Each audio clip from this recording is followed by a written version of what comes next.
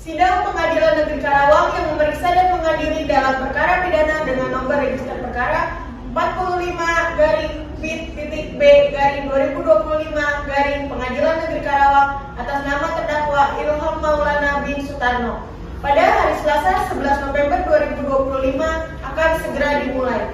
Majelis Hakim akan memasuki ruang sidang. Hadirin dimohon untuk berdiri.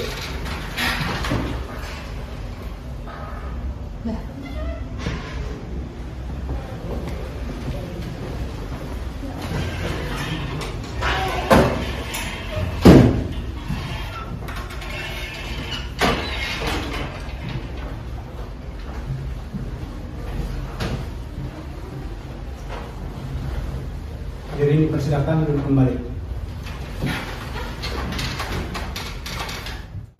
Baik, kepada seluruh pengunjung sidang, dimohon untuk menjaga ketertiban dan untuk kelancaran persidangan hari ini.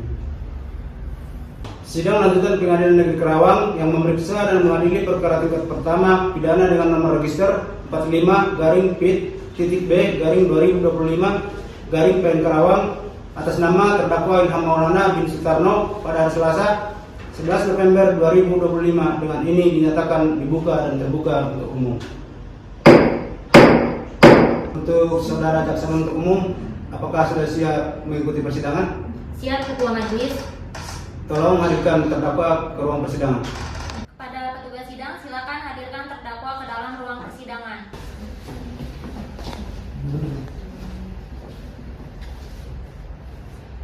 Untuk petugas sidang, silakan kembali ke tempat. Dan untuk saudara terdakwa, silakan duduk. Pada penasihat hukum terdakwa, silakan masuk ke ruang sidang.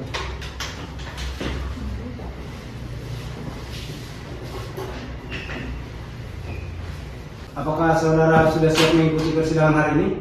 Siap, Ketua Majelis. Sehat, Ketua Majelis.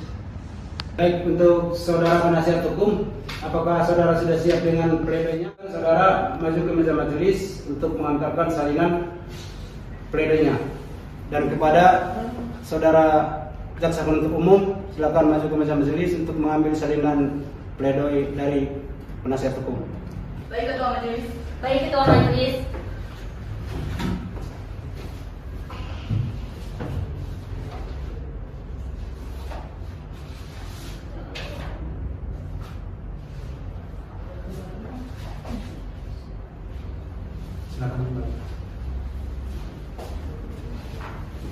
Untuk penasihat terdakwa, silakan dibacakan nota pembelanya atau pledoinya.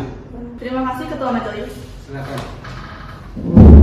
Perihal nota pembelaan. Kepada yang terhormat Majelis Hakim Pemeriksa, perkara pidana nomor 45-P-B-2025-PN KWG di Pengadilan Negeri Karawang. 1. Pendahuluan. Yang mulia Majelis Hakim, dengan hormat, melalui nota pembelaan ini, kami selaku penasihat hukum terdakwa Ilham Maulana bin Sutarno menyampaikan pembelaan atas tuntutan jaksa penuntut umum dalam perkara dugaan tindak pidana pencurian yang dilakukan secara bersama-sama. Sebagaimana diatur dalam pasal 363 ayat 1 ke 4 KUHP dan dakwaan subsidiar pasal 363 ayat 1 ke 4 Yanto pasal 53 KUHP. Kami memohon agar Majelis Hakim berkenan menilai perkara ini secara jernih dan objektif berdasarkan fakta hukum yang sebenarnya terungkap di persidangan, bukan semata dari dakwaan yang bersifat asumtif. Pledoi ini kami sampaikan sebagai bentuk penghormatan kepada proses hukum dan keadilan yang hidup di tengah masyarakat. 2. Fakta singkat perkara. Bahwa dakwaan pada Rabu 11 Juni 2025 sekitar pukul 14.30 WIB, terdakwa bersama seorang bernama Odi DPO mendatangi halaman kantor Desa Amansari, Kecamatan Rengas Dengklok, Kabupaten Karawang dengan menggunakan sepeda motor milik terdakwa. Di tempat tersebut, terdakwa dan Odi melihat satu unit sepeda motor Honda Beat Street warna silver hitam nopol T6335ST milik saksi Adira Putri binti Deni. Kemudian berusaha mengambilnya dengan menggunakan kunci letter T karena barang belum berpindah tangan sepenuhnya.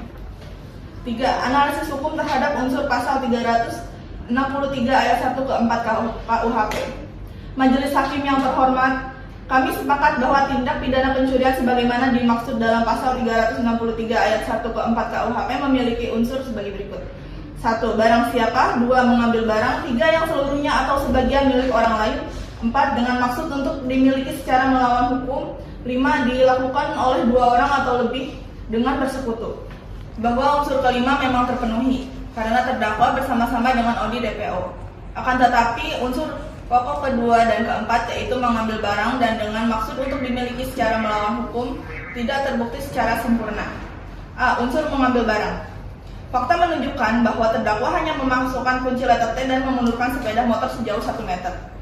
Belum ada perpindahan kepemilikan ataupun penguasaan penuh atas tanah tersebut. Maka secara hukum, unsur mengambil dalam arti menguasai barang belum terpenuhi sempurna. B. Unsur dengan maksud untuk dimiliki secara melawan hukum. Bahwa perbuatan tersebut dilakukan secara spontan dan tanpa rencana matang. Tidak ada bukti terdakwa memiliki niat jahat yang kuat atau mens rea untuk benar-benar memiliki barang tersebut.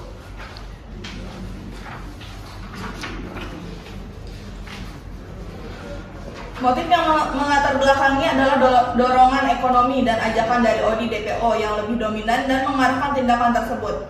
Oleh karena itu, kami menilai bahwa perbuatan terdakwa lebih tepat dikualifikasikan sebagai pencobaan pencurian atau fogging, bukan pencurian yang selesai dilakukan. 4. Perbuatan belum selesai atau fogging atau percobaan. Sesuai dengan pasal 53 ayat 1 KUHP, barang siapa melakukan suatu perbuatan dengan maksud melakukan kejahatan tapi pelaksanaannya tidak selesai karena hal-hal di luar kehendaknya, maka pelaku dikenai pidana paling lama 2/3 dari maksimum pidana kejahatan yang selesai dilakukan. Dalam kasus ini, perbuatan terdakwa telah terhenti karena faktor eksternal, tertangkap warga, bukan karena kehendak terdakwa sendiri, sehingga jelas perbuatannya baru sebatas tahap percobaan, bukan tindak pidana yang selesai dilakukan. Atas dasar ini, kami memohon agar majelis hakim mempertimbangkan penjatuhan pidana yang lebih ringan sesuai dengan ketentuan tersebut. 5. Peran dan motif terdakwa. Majelis hakim yang terhormat, dari seluruh keterangan yang muncul di persidangan terlihat jelas bahwa terdakwa bukan pelaku utama, melainkan hanya ikut-ikutan atas ajakan ODI. ODI lah yang merencanakan, mengajak, dan memimpin aksi tersebut, sementara terdakwa hanya mengikuti. Terdakwa melakukan perbuatan ini karena pengaruh teman dan kondisi ekonomi yang sulit. Motif ini tidak untuk memperkaya diri, tetapi karena keterpaksaan. Dalam penilaian hukum pidana modern, motif seperti ini patut dijadikan pertimbangan meringankan, bukan memberatkan. 6. Hal-hal yang memberatkan dan meringankan. Hal-hal yang memberatkan. 1. Terdakwa pernah dihukum sebelumnya atau residivis. 2. Perbuatan terdakwa dilakukan bersama-sama yang menimbulkan keresahan masyarakat. Hal-hal yang meringankan. 1. Terdakwa mengakui dan menyesali perbuatannya dengan tulus. 2. Terdakwa bersikap sopan dan kooperatif selama persidangan. 3. Barang bukti sepeda motor tidak mengalami kerusakan dan telah dikembalikan kepada pemiliknya. 4. Perbuatan dilakukan tanpa kekerasan nyata. 5. Terdakwa bukan pelaku utama, hanya ikut-ikutan karena ajakan teman.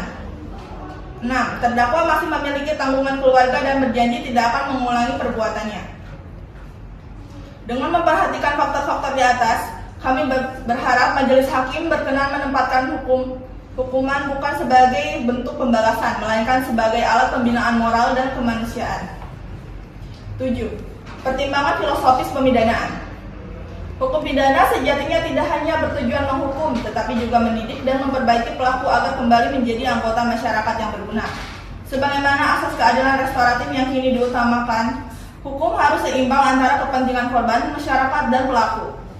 Terdakwa telah merasakan konsekuensi sosial, tekanan batin, serta penyesalan yang mendalam atas perbuatannya. Oleh karena itu, menjatuhkan hukuman berat tidak akan menambah manfaat bagi masyarakat, tetapi justru menutup peluang perbaikan diri bagi terdakwa. 8. Kesimpulan dan permohonan. Berdasarkan seluruh urang yang di atas, kami selaku penasihat hukum terdakwa memohon kepada Majelis Hakim Pengadilan Karawang agar berkenan mempertimbangkan hal-hal berikut. 1. Menyatakan bahwa terdakwa Ilham Maulana bin Sutarno tidak terbukti secara sah dan meyakinkan melakukan tindak pidana pencurian sebagaimana dakwaan primer pasal 363 ayat 1 ke 4 KUHP. 2. Menyatakan perbuatan terdakwa hanya merupakan percobaan pencurian sebagaimana pada pasal 53 KUHP, sehingga layak dijatuhi pidana yang lebih ringan. 3. Menjatuhkan pidana yang seringan-ringannya dengan memperhatikan keadaan pribadi dan tanggung jawab keluarga terdakwa. 4. Memberikan kesempatan kepada terdakwa untuk memperbaiki diri dan menjadi warga masyarakat yang baik. 9. Penutup. Demikian nota pembelaan ini kami sampaikan dengan penuh rasa hormat. Kami percaya majelis hakim yang terhormat akan menjatuhkan putusan yang tidak hanya berdasarkan hukum, tetapi juga berdasarkan keadilan dan hati nurani. Atas perhatian dan kebijaksanaan majelis hakim yang terhormat, kami ucapkan terima kasih. Hormat kami penasihat hukum terdakwa. Para jaksa penuntut umum, apakah saudara mengajukan replik atas pledoi yang dibacakan oleh penasihat hukum terdakwa? Kami tidak mengajukan replik dan kami tetap pada tuntutan kami, Ketua Majelis. Panitra, 7 hari dari sekarang jatuh di tanggal berapa dan apakah ada persidangan di waktu itu? 7 hari dari sekarang, yaitu hari Selasa 18 November 2025, Ketua Majelis, tetapi tidak ada agenda persidangan. Baik, karena jaksa penuntut umum tidak mengajukan replik atas nota pembelaan dari penasihat hukum, maka sidang hari ini Selasa 11 November 2025 resmi ditunda selama 1 minggu ke depan dan akan dilanjutkan kembali pada hari Selasa tanggal 18 November 2025 pukul 10 WIB di Pengadilan Negeri Kerawang dengan agenda sidang pembacaan putusan oleh majelis hakim. Kepada seluruh pihak diperintahkan untuk datang menghadap sidang tanpa dipanggil kembali dan jaksa penuntut umum diperintahkan mengembalikan terdakwa ke rumah tahanan dan menghadirkannya kembali di persidangan berikutnya. Dengan demikian, sidang pada hari ini dinyatakan ditunda dan ditutup. Majelis hakim akan meninggalkan ruang sidang. Hadirin dimohon untuk berdiri.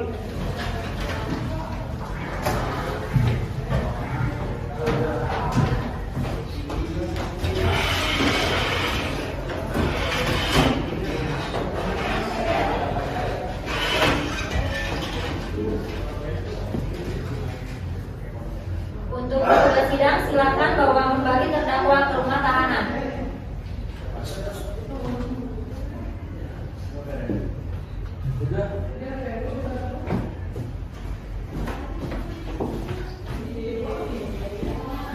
Kepada para pihak dan para hadirin dipersilakan untuk meninggalkan ruang sidang.